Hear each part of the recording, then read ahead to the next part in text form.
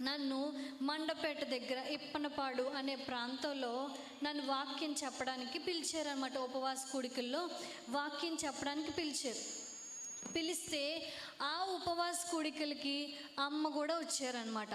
అమ్మ కూడా ఒక విషయం చెప్తాను, బాగా గుర్తుపెట్టుకోండి.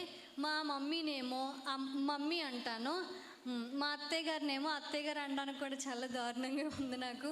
అత్తయ్య గారినేమో అమ్మ అంటాను అనమాట. అమ్మ అంటే ఎవరు? అమ్మ. సరేనా?